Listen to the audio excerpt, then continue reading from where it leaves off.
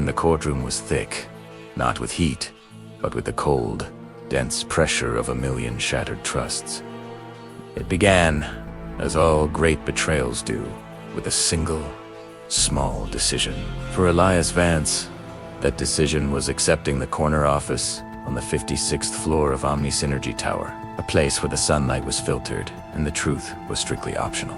Elias was a rising star, the lead creative director tasked with launching Ethel, a revolutionary, self-charging energy cell marketed to change the world. The company line was dazzling: infinite power, zero impact.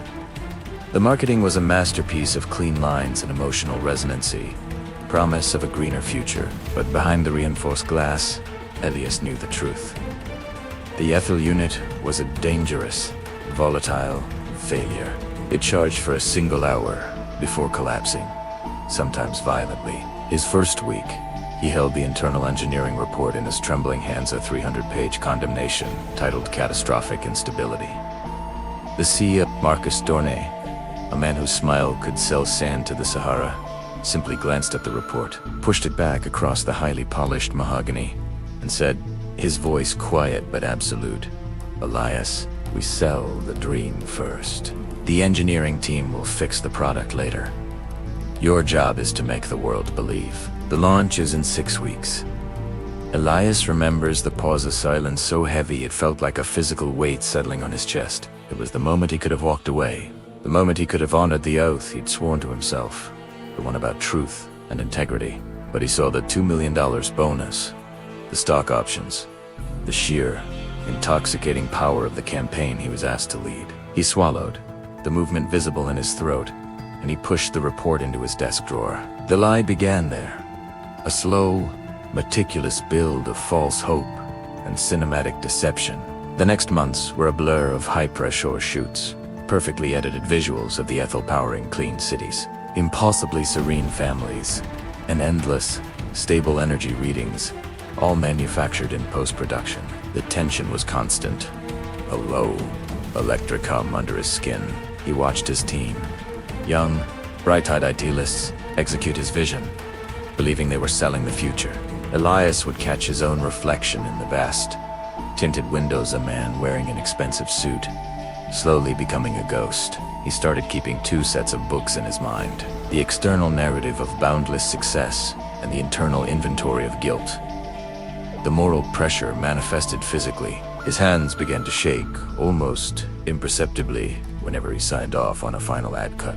One evening, his junior copywriter, Sarah, leaned into his office and, with a note of genuine awe, said, "This is the best campaign you've ever done, Elias. It actually feels important."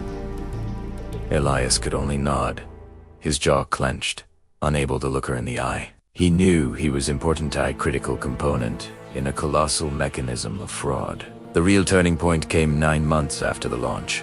Millions of Ethel units had been sold.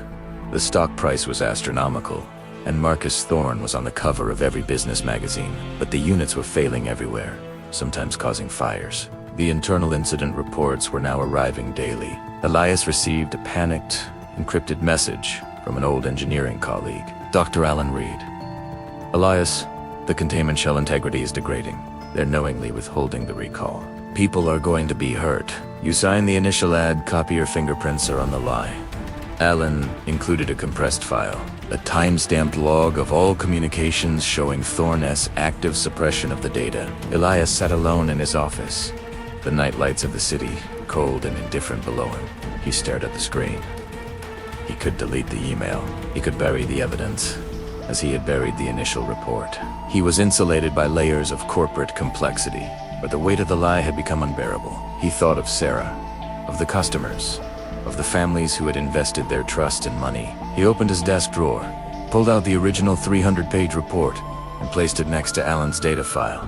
The trembling in his hands was no longer subtle, it was violent. He knew blowing the whistle meant losing everything. His career, his reputation, his financial security, and potentially his freedom, given his direct role in the deception. But the alternative too, stand by while people were harmed by a lie. He authored was a moral death. The decision took an agonizing hour. punctuated only by the low sound of his own ragged breath. He finally stood up, his posture stiff. A man walking toward an inevitable collision, he copied the files onto a secure drive. 10 walked down 56 flights of stairs, refusing to take the elevator. When he reached the lobby, the weight on his chest had lifted, replaced by a cold, clear resolve. He went to the offices of the Federal Regulatory Commission. His testimony was a slow, painful dismantling of the image he had spent a year building. The interrogation room was bare, the lighting harsh, the dialogue minimal but sharp. A young investigator, Agent Chun, leaned forward, her gaze steady, holding the initial engineering report. "You knew, Mr. Vance. On day 1? Why did you greenlight the campaign?" Elias's voice was hoarse, a gravelly whisper against the sterile quiet. "Pressure. Greed. The promise of importance." He paused, took a deep, shuddering breath, and finally met her eyes. "And cowardice. I was a coward." The full force of the investigation brought down the entire Omni-Synergy. Marcus Thorne was arrested, but Elias was not spared. He had participated in the fraud. His path to redemption ran directly through accountability. The final scene was the courtroom. Elias, standing before the judge, no longer in an expensive suit, but in a simple, unadorned blazer. He was a witness for the prosecution, but also a defendant, having pleaded guilty to conspiracy and deceptive practices. His gaze was fixed on the ceiling, a profound look of regret.